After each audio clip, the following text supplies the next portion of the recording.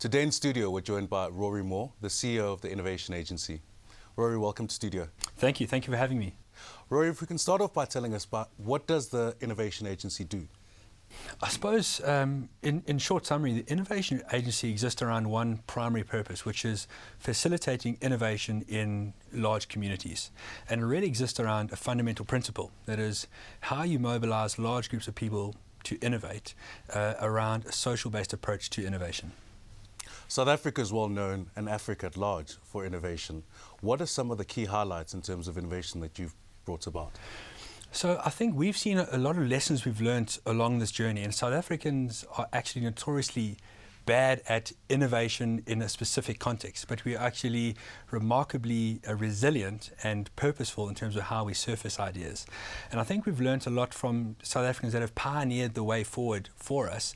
People like Mark Shuttleworth and even Elon Musk, or Sia, who has a star named after him. So we've got great successes that we've learned along the way, and I think it's up to us to be able to tell those stories so we can sort of learn from that going forward into the future. Of course. And of course, innovation usually comes out of challenging problems and complexity in society.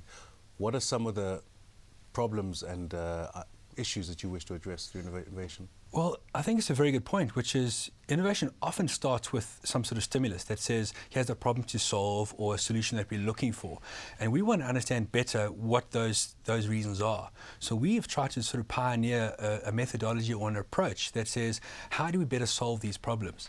And what we find is actually you're almost decentralizing innovation down to point of origin.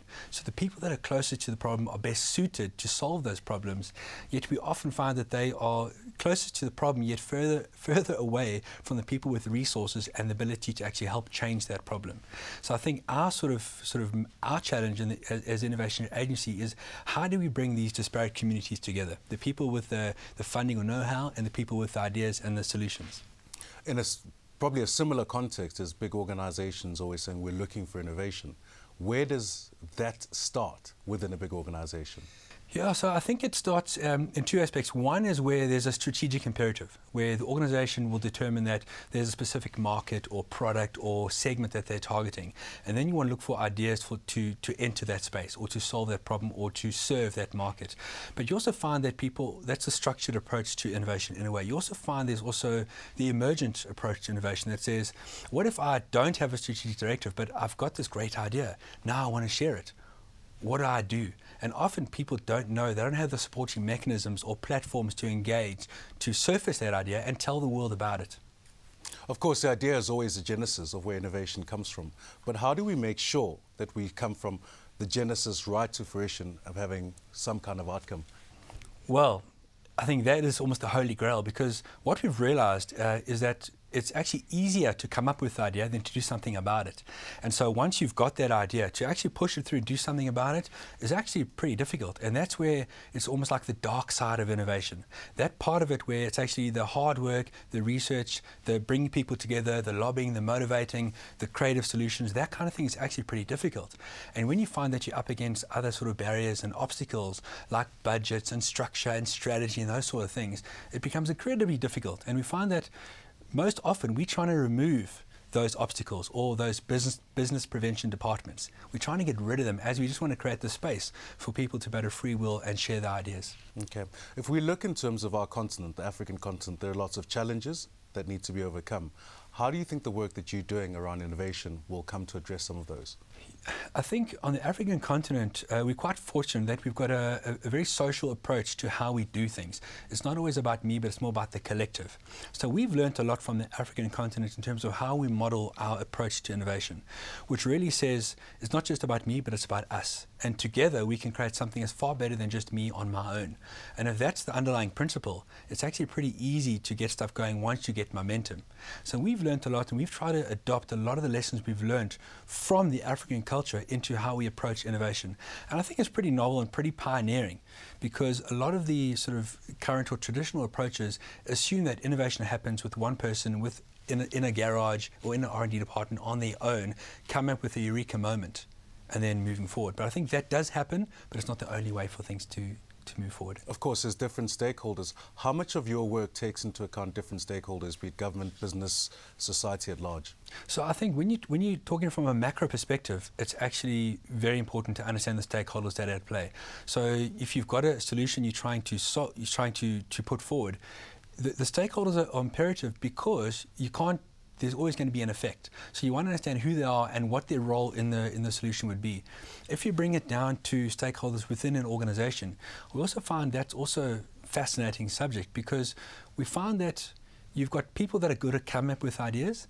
There are also people that are good at execution or implementing, and there are people that are good at connecting. And it's very seldom is it the same person. So those individual stakeholders we try to bring together. And that's also a lesson we've learned from the African continent, which is the tribal philosophy. How can I bring a tribe together, which is a collective of people that are brought together to work on a particular issue or agenda? In organizations, I mean, there's pockets of ideas everywhere, but how do we make sure that we capture some of these ideas? It's actually one of the great dilemmas in the innovation space, which is leadership recognizes that a lot of people would have great ideas they want to share, but we're not too sure how to socialize them.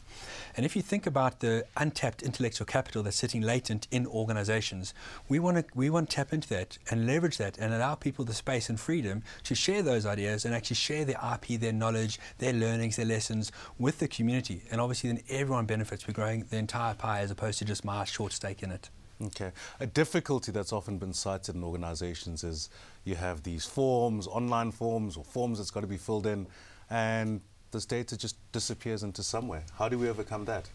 Yeah, it's actually one of the sort of big misnomers in innovation, is that we expect people to sit down and go through a specific activity of capturing their idea.